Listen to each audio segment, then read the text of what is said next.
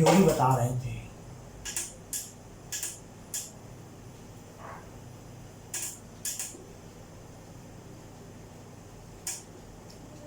Molecular theory के हिसाब से सॉलिड के बारे में बताया था हमने। सॉलिड का अगर हम फिगर बनाते हैं तो ऐसे कुछ फिगर बनकर आता है।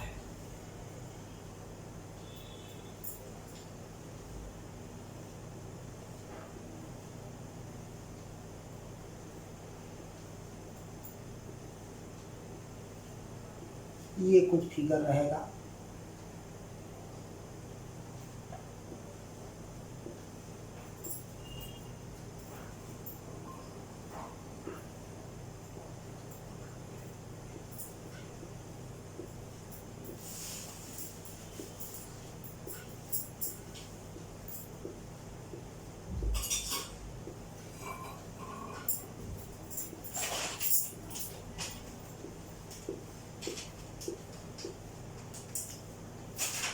कल हमने आपको बताया था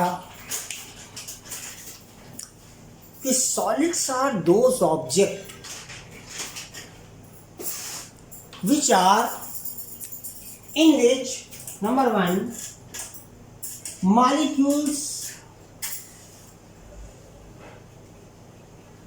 are closely packed.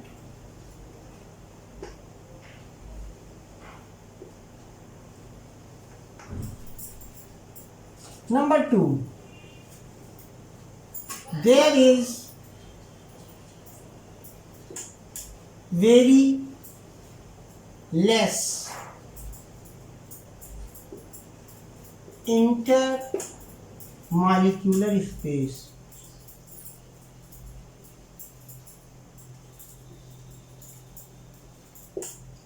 Number three,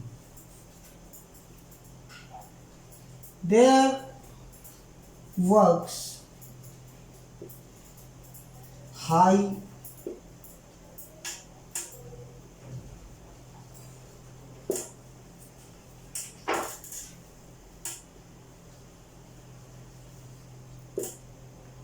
cohesive force among molecules.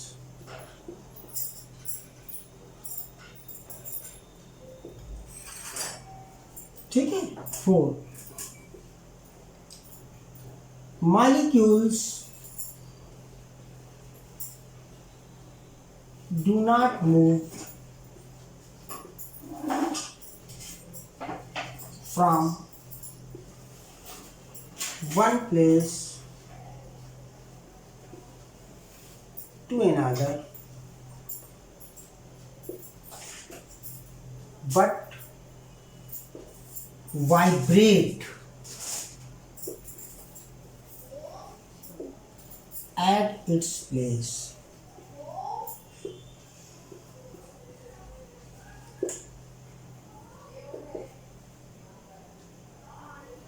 They have high potential energy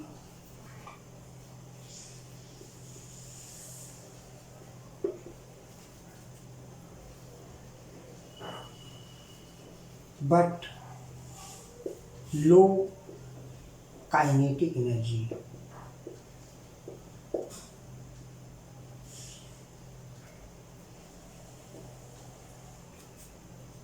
That's why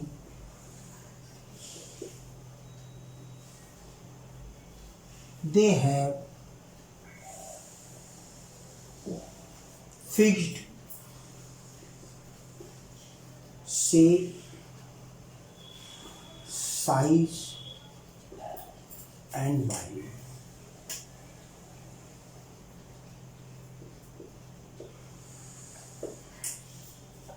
ये सारे पॉइंट्स कल हमने आपको बताए थे। इसको पहले समझिए फिर इसको नोट करिएगा जब कहा जाए विद फिगर।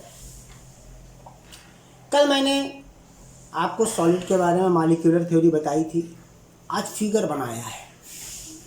इसमें कह रहा है मॉलिक्यूल्स आर क्लोजली पैक्ड। अगर आप फिगर को ध्यान से देखें तो एक मॉलिक्यूल से दूसरा मॉलिक्यूल ज्वाइंट है, ज्वाइंट ऐसा ही फिगर यहाँ बनना चाहिए। अब अगर कोई चीज़, दो चीज़ें आपस में ज्वाइंट होती हैं, इसका मतलब क्या होता है कि there is an attractive force but not repulsive force. भाई अगर रिपल्सन फोर्स लगेगा, दूर करने वाला फोर्स लगेगा, तो मॉलिक्यूल्स दूर दूर हो जाएंगे, लेकिन मॉलिक्यूल्स तो एक दूसरे से बिल्कुल फिक्स है एक दूसरे के साथ, तो इसका मतलब इनके बीच में अट्रैक्टिव फोर्स लग रहा है। फोर्स ऑफ अट्रैक्शन को केमिस्ट्री की लैंग्वेज में, मॉलिक्यूलर थ्योरी की लैंग्वेज में कोहेसिव फोर्स बोला जाता है। तो हमने यहाँ लिखा कि there works high cohesive force among molecules. दूसरी बात, जब मॉलिक्यूल्स क्लोजली पैक्ड होते हैं, बहुत पास पास ज्वाइंट होते हैं, तो उनके बीच में स्पेस बहुत कम होता है। तो केमिस्ट्री इस स्पेस का नाम उसने रख रखा है इंटरमॉलिक्यूलर स्पेस। तो आप इसको कहेंगे there is very less intermolecular space. ठीक है। चौथा पॉइंट ये है कि molecules do not move from one place to another. कोई चीज़ अगर मूव नहीं करती है कहीं पर, तो इसका मतलब वहाँ काइनेटिक एनर्जी या तो नहीं होती है या तो बहुत कम होती है। ठीक है। तो मूव नहीं कर रहे हैं तो काइनेटिक एनर्जी होगी ही नहीं, लेकिन कोई ना कोई मोशन तो है ही है, लिखा ना है, but vibrate at it place, अपने स्थान पर वो हिलते रहते हैं, तो मोशन तो हो गया ना, कुछ मोशन। तो इस वजह से इनमें काइनेटिक एनर्जी थोड़ी बहुत होगी। इसीलिए फिफ्थ पॉइंट में लिखा गया कि दे हैव हाई पोटेंशियल एनर्जी। जहाँ काइनेटिक कम होती है वहाँ पोटेंशियल ज़्यादा होती है। पोटेंशियल एनर्जी जो है पोजीशन के हिसाब से होती है, काइनेटिक एनर्जी जो है वो किसके हिसाब से होती है? काइनेटिक एनर्जी मोशन के हिसाब से होती है। तो जब मोशन कम होगा तो काइनेटिक एनर्जी कम हो जाएगी, तो पोटेंशियल ज़्यादा होगी, उसकी पोजीशन फिक्स रहेगी, है ना भाई। पोजीशन फिक्स सही है, मॉलिक्यूल्स क्लोजली पैक्ड हैं, वन प्लेस से दूसरे प्लेस पर मॉलिक्यूल जा नहीं सकता, तो बिल्कुल फिक्स है।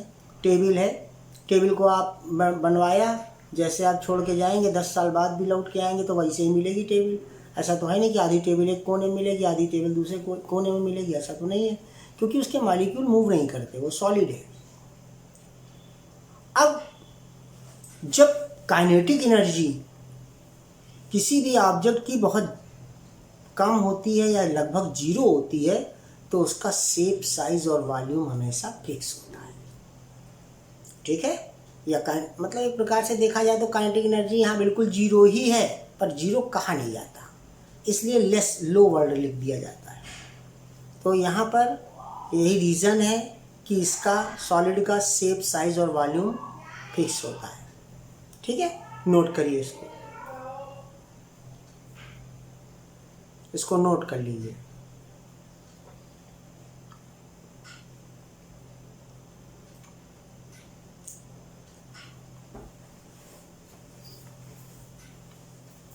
फिगर बना के नोट होगा।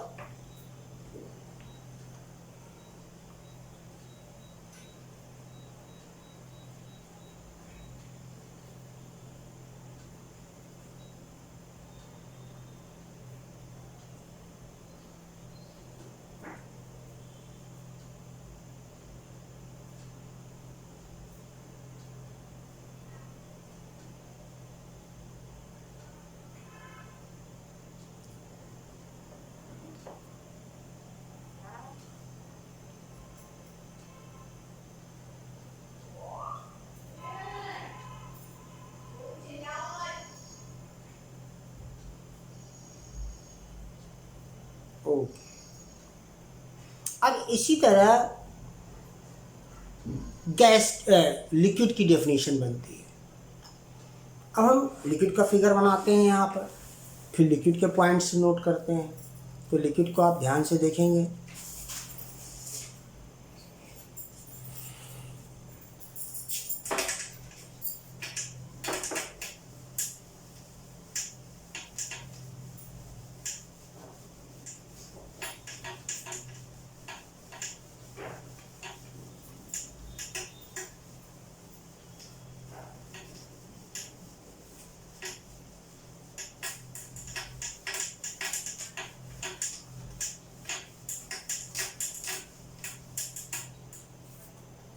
दूसरा है लिक्विड।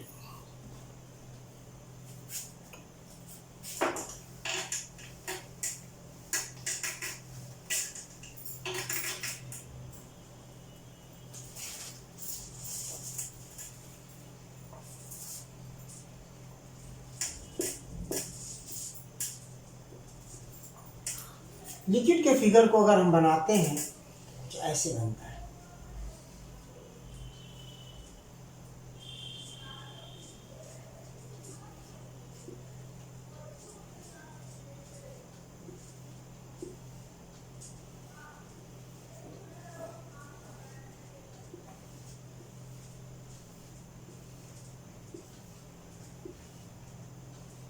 ऐसे। अब देखिए लिक्विड को अगर ध्यान से देखिए तो इसके molecules as compare to solid थोड़ा दूर दूर है। Means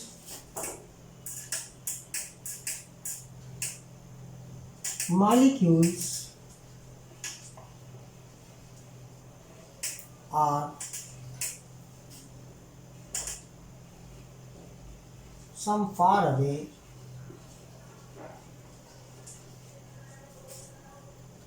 than solid.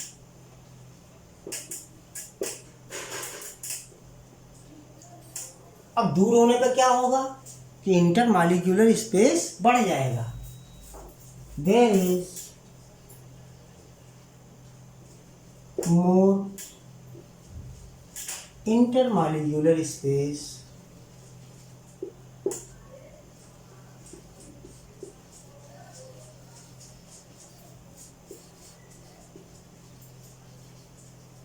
than solid. Third, अब इंटरमॉलिक्यूलर स्पेस अगर बढ़ गया तो इसका मतलब क्या है, वहाँ पर दोनों फोर्स लग रहा है, अट्रैक्टिव भी लग रहा है, रिपल्सिव भी लग रहा है। भाई बहुत दूर भी नहीं भाग रहे हैं और एकदम क्लोज भी नहीं आ रहे हैं, तो both forces works, there works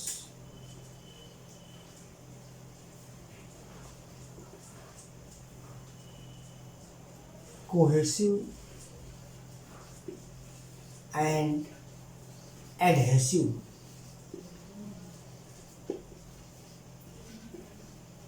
force, दोनों फोर्स वहां काम कर रहे हैं। इसी वजह से ना तो मॉलिक्यूल्स बहुत दूर जा पा रहे हैं और ना एकदम क्लोज आ पा रहे हैं। ठीक है। Number 4, molecules move for some distance.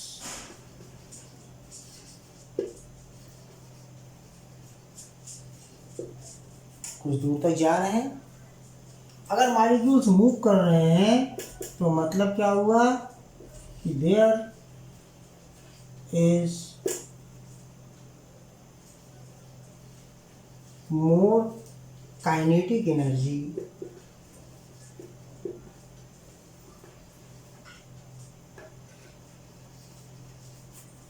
and less potential energy.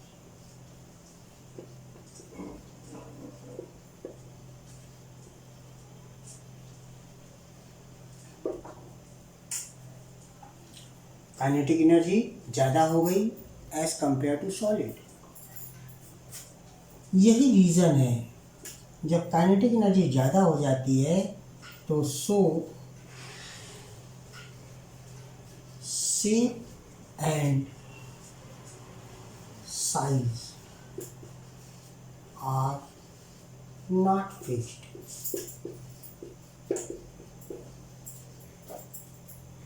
लेकिन पोटेंशियल एनर्जी वर्क कर रही है, इसका मतलब volume is fixed.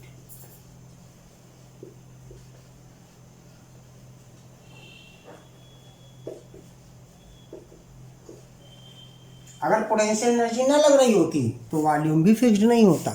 Potential energy जब तक वर्क करती रहेगी वॉल्यूम को फिक्स करती रहेगी। ठीक है, तो ये फिगर बना करके इसको नोट करिए।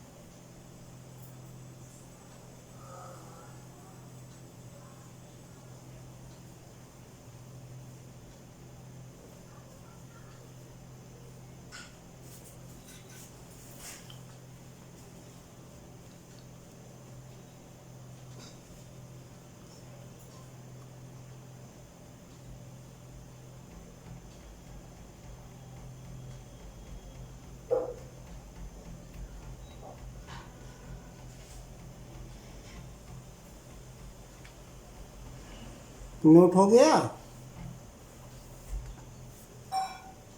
Yes sir. ओके। अब देखिए इसके बाद आता है गैस। इसी तरह गैस का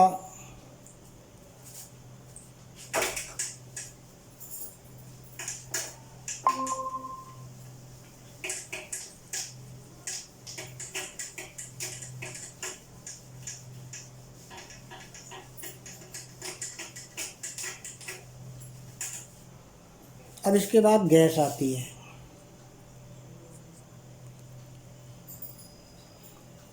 गैस का भी फिगर बनाते हैं।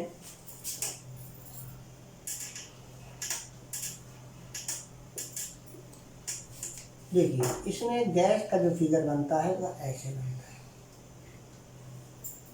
ये मॉलिक्यूल है, ये मॉलिक्यूल है, ये मॉलिक्यूल है, ये मॉलिक्यूल है, ये मॉलिक्यूल है, इधर है, इधर है, इधर है, इधर है, ऐसे है। तो आप देखिए कि मॉलिक्यूल्स काफ़ी दूर दूर हैं। और ये बात आपको ही पता है, जैसे एक अगरबत्ती आप एक कमरे में लगा दीजिए तो धुआं निकलता है एक कोने से, लेकिन थोड़ी देर में पूरे कमरे को महका देता है। इसका मतलब क्या है कि जो गैस निकल रही है उसका मॉलिक्यूल मूव कर रहा है, ठीक है ना। तो पहली चीज़ तो ये है molecules are very far from each other, from one another.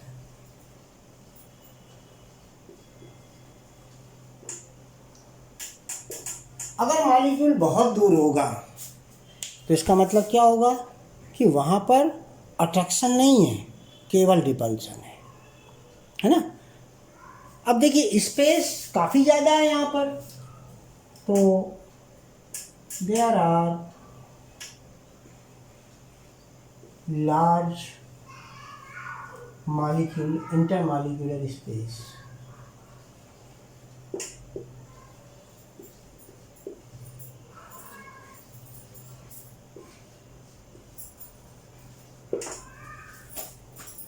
ज़्यादा स्पेस हो गया। तीसरा इससे पता लग रहा है there works adhesive force.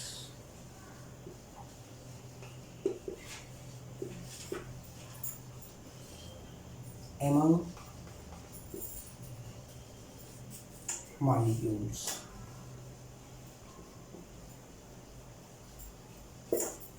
केवल एडहेसिव फोर्स वर्क करता है।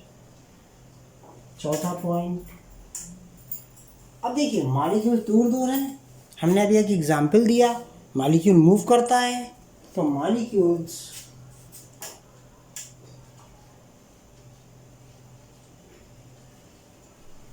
Move from one place to another continuously.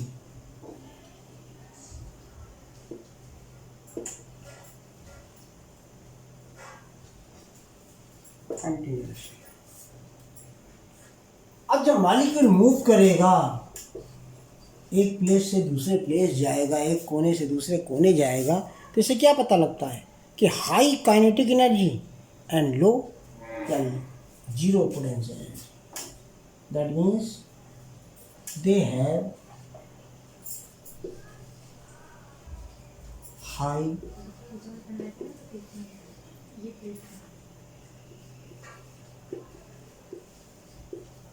kinetic energy but low potential energy.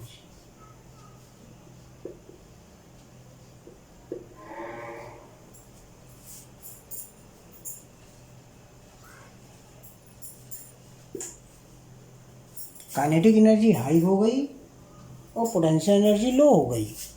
लो का मतलब नियर अबाउट जीरो, पर जीरो कहाँ नहीं जाता, तो इसको लो पोटेंशियल एनर्जी कह दिया गया। ठीक है, इसके बाद लास्ट पॉइंट, जहाँ पर हाई काइनेटिक एनर्जी होगी वहाँ पर so they have no fix shape size and value.